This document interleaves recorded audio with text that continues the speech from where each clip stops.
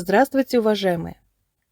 Сегодня мы прочитаем основной текст из 3-4 урока по казахскому языку и литературе для 5 класса русскоязычных школ. Учебник издательства Көкжиек Горизонт Байшишек. Страница 10, задание 3. Төр сыйлы орын. Төр қонақ бөлменің жоғарғы жағы.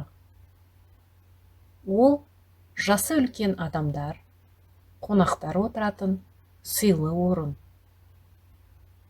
Қазақ үйге келген қонақты төрлетіңіз, төрге шығыңыз деп қарсы алады.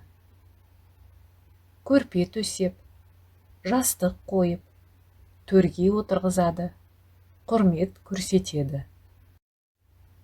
Қазақ халқында дастарханға үлкендерден бұрын отыру ұят саналады. Себебі алдымен ақ сақалды ата мен ақ шашты әжені сыйлап, төрден орын береді. Үлкен кісілер көпті көрген сыйлы кісілер. Қазақта төріңнен қарт кетпесін деген сөз бар. Себебі қарт тілегін айтып, батасын береді.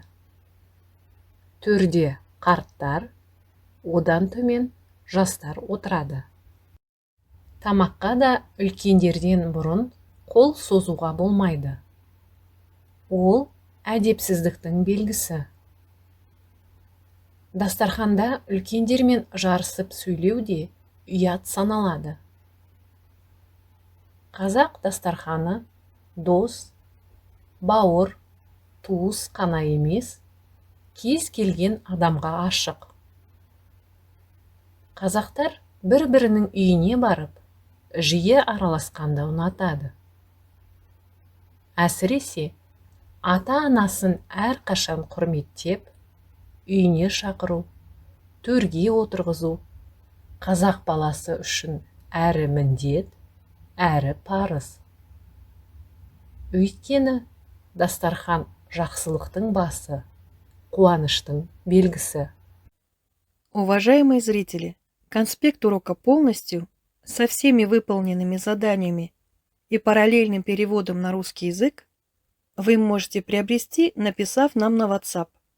Благодарю за внимание. До скорых встреч!